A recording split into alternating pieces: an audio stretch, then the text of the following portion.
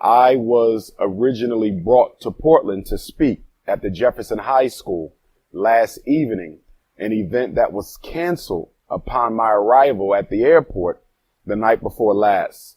I was told that the school district decided to cancel my presentation at Jefferson High School because of my position that homosexuality amongst African and African American people is a mental illness. That is a position that I maintain and that I affirm. However, I would also say that although I do not agree or support homosexuality, I can still support and affirm the humanity and human rights of anyone who practices that lifestyle. In other words, I can separate the behavior from the human being who practices it. I believe that no matter what type of mental illness a person has, they still have a right to basic human respect and integrity. And so my position on homosexuality, in my opinion, should not in any way have led to the cancellation of an event that was designed for me to talk about issues affecting the education of African American children in general and black boys in particular. Black boys are suffering from a greater human rights abuse than all the homosexuals in the world put together. So why would you dare try to put your sexual agenda as a priority over and above the life of our black boys? And I thought it was trifling that they would do something like that because the subject matter was not homosexuality. And as someone who speaks for schools and school districts all across the country, rarely do I ever discuss my position on homosexuality in public venue. I do discuss it in private venues with the African community, but I don't do so in public venue.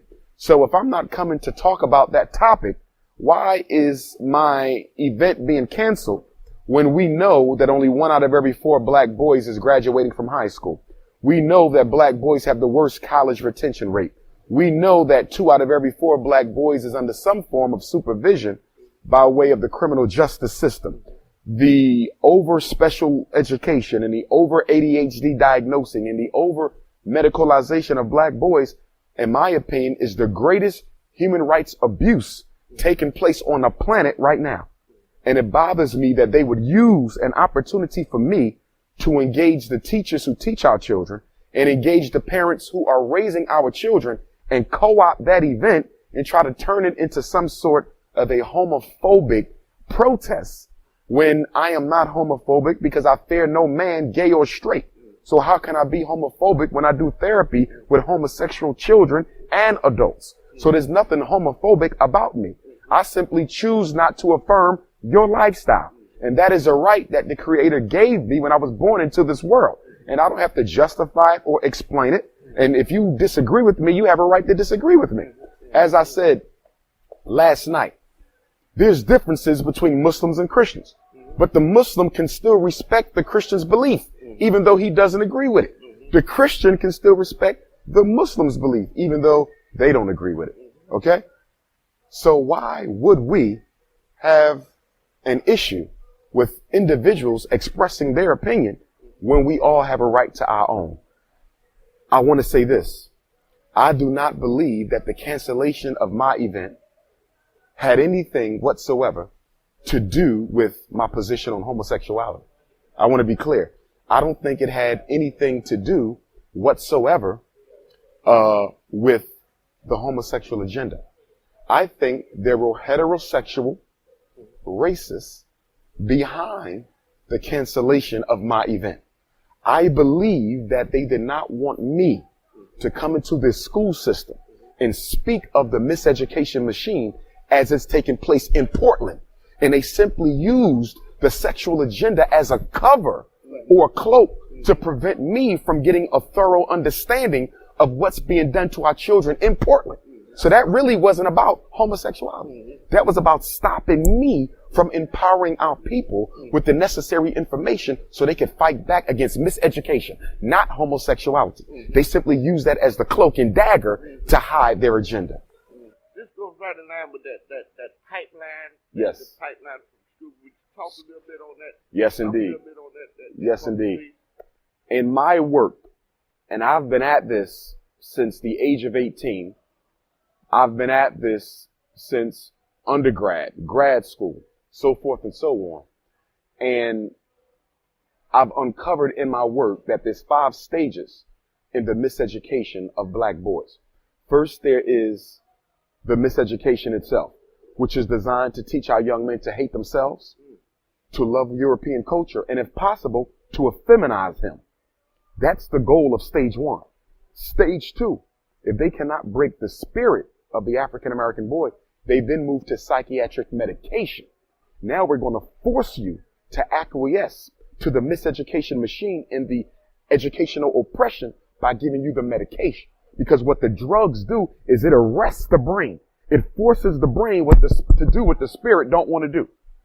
If they're not successful with medication, they move to juvenile incarceration. Now they're handcuffing our young men, putting them in juvenile detention facilities, putting them in jails and prisons, and so forth and so on. Okay? When the black boy gets out of juvenile detention, out of prison, he's psychologically frustrated. This is what they want. They want him to be hopeless. They want him to be reckless. They want him to be violent. And so now his pants are sagging. He don't want to work. He don't want to go back to school because he has learned for himself that this society is designed against my best interests. That anger, that passion, that rage takes us to stage 5, which is premature extermination. Stage 5 is when they set out to end the life of black males, usually at the hands of other black males, by way of the cocaine that the CIA brings into our community and by way of the guns that the various gun manufacturers bring into our community. So that's the rite of passage that the American social order has created for African American boys. And nearly every boy we have is at one stage or another in that process. And it's our job to try to fight to remove them from that process. And I would also say that the only way we're going to stop the miseducation machine or psychoacademic holocaust is to build our own schools. So this way our boys don't have to be subject to the miseducation, psychiatric medication, juvenile incarceration, subsequent frustration, and then physical extermination. Some of the concepts that you and the things that you were talking about last night, these are some of the things that we come here in Portland, try to bring forward. Yes, sir. And whatever you're trying to do, because I feel on the God. Yes, sir. And it is not the 4% of us here. Yes, sir. And 96% of Europeans. Yeah. They have Europeans riding around on bicycles naked. Okay. They got on the train the other day in their underwear. Okay. And I think it's disrespect to the Afro-American people. We call them Moors, that's the Afro-American people. Yes. Because our forefathers is Jesus, Abraham, Yes, Moses. sir. This is our forefathers. Yes, sir. And when I went back to Lot, white turned back and turned to a pillar of salt. And when you talk about sodomite, that's homosexuality. Right. And if any of our brothers deal with homosexuality, that's not their understanding. That's the concept of the Europeans. Exactly. It's a propagated experience. The whole world was called Asia one time. Mm-hmm. And when the whole world was called Asia, you had things done as Asiatic. Yes, sir. And that's so rough, brother. It's rough here. And the one thing I would say to that is this. When we talk about the sexual agenda, what we're really talking about is cultural imperialism. No culture has a right to dictate to another how to eat, how to live, how to worship, how to practice, how to build family. If you support that way of life, that's the right of your culture. But you don't have a right to come into my culture and tell me how I must live or what I must accept. See, our issue is not with how Europeans choose to live and date. That's not our issue. Our issue is about governing our own house, our own community. We have certain rules that we have lived by for millions of years. You don't come after millions of years and tell me that I have to engage in something that has always been considered taboo amongst my ancestors. See, people have to respect other people's cultural paradigms. You see, there's certain things that we stand on as Asiatic, as African, as Moorish people, as indigenous folk. That's our paradigm. You have your European paradigm. You have your Arab paradigm. You have your East Indian paradigm. You have your Asian paradigm. And you have a right to it. But don't come and tell me that I am wrong because I'm standing on a paradigm that disagrees with your behavioral practices. I need you to do something for me. Because last night, not get a chance to hear you. Okay. Only a few of us, and that was because the Nation of Islam opened up the door, because they shut you down. Can you let the public know some of the things that you spoke about last night that you're trying to do here in Portland to be conducive to the growth and development of us as a people? Yes, indeed. One of the things that we want to do here in Portland, as we're doing around the country, is we want to build the National Independent Black Parent Association. National Independent Black Parent Association, which means we need to build the Portland Independent Black Parent Association. I want to organize all African people in the city. Whether you have children or not is irrelevant because they're all our children. And we want to organize them into 7 committees. The Special Ed Committee to fight against special ed fraud and exploitation. The School Discipline Committee to fight against the unfair suspensions and expulsions of African children, especially our boys. The United States Department of Education released a report nearly 2 years ago that said African American boys are suspended and expelled at 4 times the rate of white boys for the exact same offenses, even when they are of the same socioeconomic status. So we got to have a serious school discipline program because it is the excessive punitive discipline practices that is leading so many of our boys to drop out of school. If you're suspending me every month, then you're telling me I'm not wanted here, so I'm going to stop coming, which is why I maintain that there's no such thing as a school dropout rate. Our kids don't drop out. That's putting the responsibility on a child. There is no dropout. There's a push out rate. They get pushed out by the way that they are treated by a predominantly white middle class female base with a feminist agenda.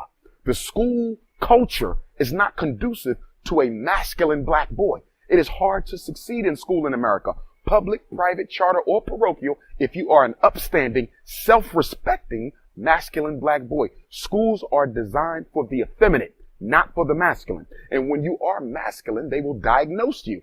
ADHD, conduct disorder, oppositional defiant disorder, emotional disturbance, disruptive behavior disorder, intermittent explosive disorder. All these labels they done came up with to marginalize black boys who refuse to accept white supremacy. The next committee, school finance, to investigate where the money's going. This one is going to be critical because we're going to track the dollars. Who's getting this money that our kids are supposed to get? Who's getting the No Child Left Behind money? Who's getting the Title I money? Who's getting the Reach for America money? Who's getting the special ed money? Billions of dollars going to people who's supposed to be servicing our kids who are not. Then we're going to have a parent advocacy committee because no parent should ever go to a meeting alone.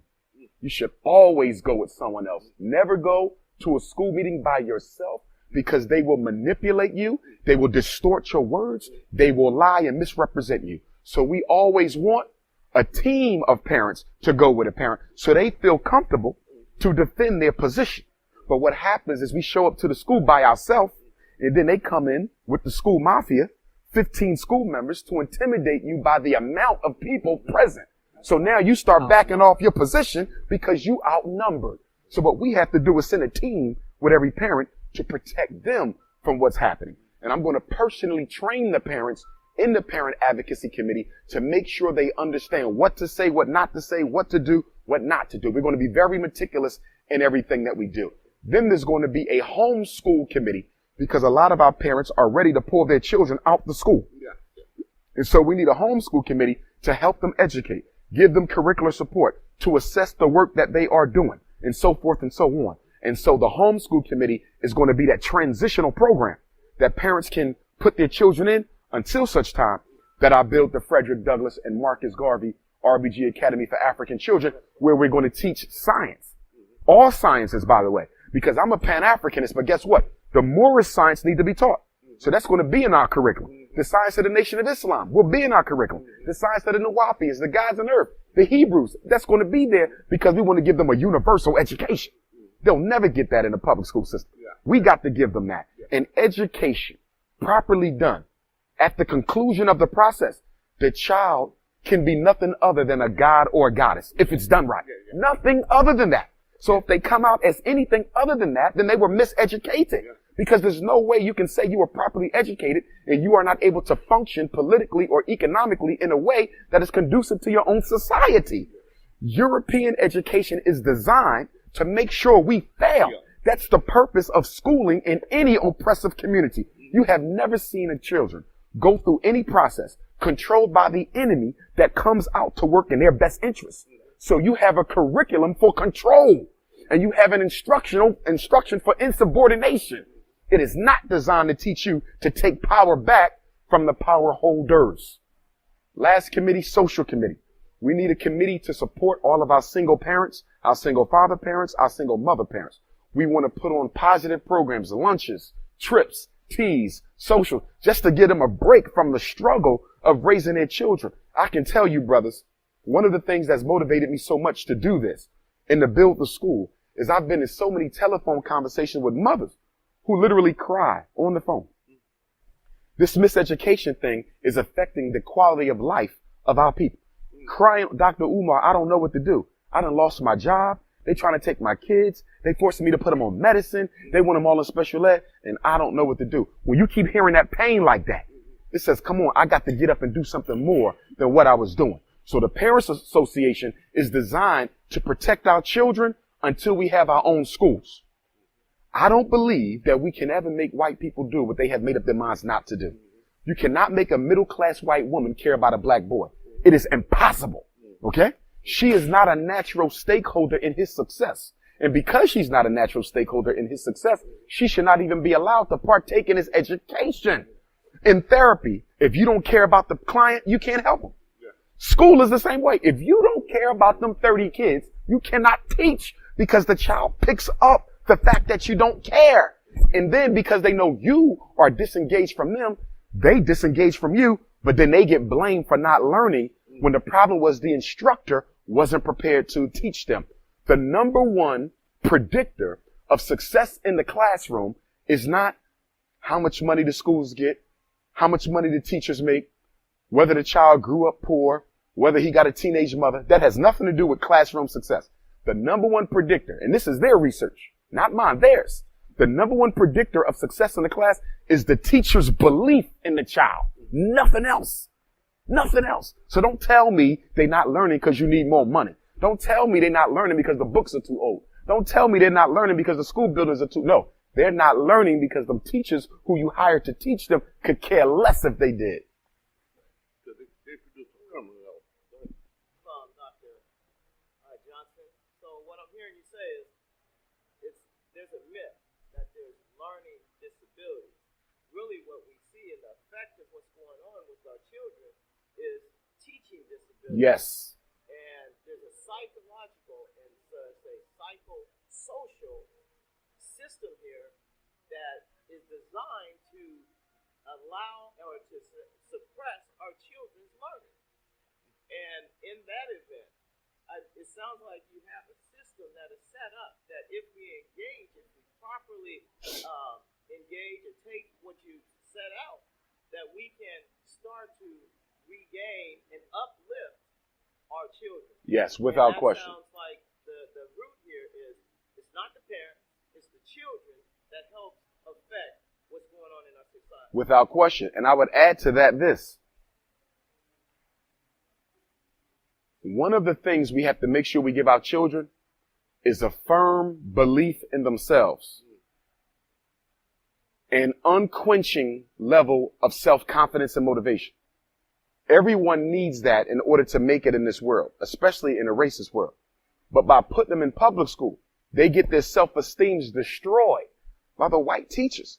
So by the time they done with school, even with a diploma, psychologically they destroy because they've been conditioned over 12 years to believe that they were not capable of anything. So when we look at sagging pants and when we look at brothers not working and we look at brothers not want to do nothing with their lives, you have to look at the childhood conditioning in the classroom that convinced him he couldn't be anything other than what he is. So you have to look at how miseducation is a weapon of mass destruction. It's a weapon of mass destruction that's destroying the psychological health of black boys and then turns around and then locks them up after you set them up to go to jail. So you got this school to prison pipeline, okay, where the school is actually a part of the prison system. It's not separate. It prepares you for prison. Remember now, if a black boy can't read by the time he finishes the 4th grade, he's not likely to learn. even if he stays in school, by the time he graduates? What kind of a system, if I can't read by the time I finish the 5th, I still got 6th grade, 7th, 8th, 9th, 10th, 11th, and 12th. But the research says, if I can't read when I finish the 5th, I'm not likely to be taught for them other 7 years. What kind of system is that? That could push a child through for 7 and not make sure he's literate.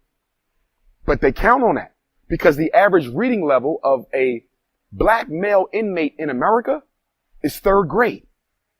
The average reading level of a black male inmate in America is the 3rd grade. That means that they ain't been taught a day past 3rd. But if you look at the school record, they've been in school up until the 10th, the 11th, the 12th. So how can he still be on the 3rd grade level? Because these white women, their responsibility is to make sure he's not functional in the society as anything other than a prisoner when he's done. See, the white woman's job is to miseducate. And then the white man's job is to incarcerate. So they work together to maintain the American social order with the black male at the bottom. The school is nothing more than the waiting room for the jail. That's all it is. And the schools are controlled by the state. And the state builds the prison. And every state in America spends more money on prison construction than school construction. And the black male incarceration percentage in all 50 states, from Oregon to Alabama, Pennsylvania to Michigan, is at least 3 times the population in jail that we are in the community. For example, in Pennsylvania, black people are 10% of the population, but we are 50% of the inmates. That is true for each of the 50 states. So you have 50 states. Every single one, the black male population in jail is at least 3 times higher than it is out. And in some states, it's as great as 20 times higher. And you mean to tell me that there's no deliberate design to this? Designed to remove black men out the American social order because our economic labor is no longer necessary for this machine to function? Because they now have the Latino and the East Indian and the Arab and the Mexican coming in to take our jobs and push us to jail as a form of economic extermination. My brother, can you talk about the relationship between brother and sister and child? Because last night you talked about that strongly. The first institution in the community is the family. If the family doesn't work, then nothing else will. So we have to make sure that that relationship between a black man and a black woman is so tight that the American social order can't come in and divide us and use us against each other, because that's exactly what they've been doing. The whole welfare system is designed to replace the black man with the system as the black woman's husband. So the man ain't there, but the judge is your husband. The social worker is your husband. The man who gives out the welfare check, he's your husband. The man who gives you the Section 8 housing, he's your husband. So what they've done in America is they've created a situation where the black woman doesn't need the black man for nothing. Even if she wants your money, she doesn't have to ask you. She can go and have the white man dig in your pockets and take it for her. So you got this relationship between the black man and the black woman where if the sister is not careful, she can be manipulated into being used as a secret weapon of oppression against her own man. We are the only men whose women do not have to come and consult with us before they do anything else. This is a direct outgrowth of slavery, and it was engineered. That's why in America, black women make more money than black men. That's not true for no other group. Black women have more education than black men. That's not true for any other group. We're not faulting our sisters or knocking them in no way. And I want my sisters to understand that. We're just analyzing this system, this structure that's been created that empowers the sister, disempowers the man, and now convinces her that he's worthless and she don't need him and she'll be better off without him. The sisters have to understand that what's being done to black men isn't being done by black men. It's being done by the invisible hand of white supremacy. But a lot of our women can't see this onslaught. And as a result of that, they buy into the mindset that says the reason you fail and I succeed is because I am more concerned about my future than you are. And nothing could be further from the truth. And the black man has to make sure we don't blame the black woman for her excess education or income. Let's use that strategically. If she's making the money, so be it. Pass that money off to us so we can build the institutions. It's not automatically a problem that you make more money than me. It's not automatically a problem that you have more education than me if we can still work together. But if you buy into the mindset of the dominant society as to the reasons why you're doing better than me. Then it becomes a problem when you ingest the white supremacy Kool-Aid and start believing in the mythology of the black man based on his white supremacy. One of the secret weapons in this quiet bar is what they're doing with the food that they're Can you talk on that a little bit? Yes, indeed. The Food and Drug Administration is a criminal operation. The Food and Drug Administration is responsible for determining which medicines and which foods are healthy for human consumption. Drugs and food. And in America, there's a thin line between a drug and a food because a lot of the chemicals in food are drugs. So there's really no fine line there. But what they've done over the years is that they have manipulated the definition of what's considered natural, raw, and organic to the point now that you can buy something that has a 100% organic label on the bag, but yet 40% of the contents of that product are not organic, are toxic, and are poison. So they're using the definitions. And what is the definition of power? It's the ability to do what? Define reality and make the victims accept it. This is organic.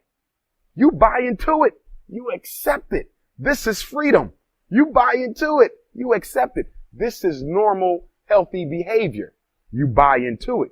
You accept it. We have to come up with our own definitions. You never accept the definitions of reality that the enemy gives you, because any definition he gives you is designed to confuse you to your reality.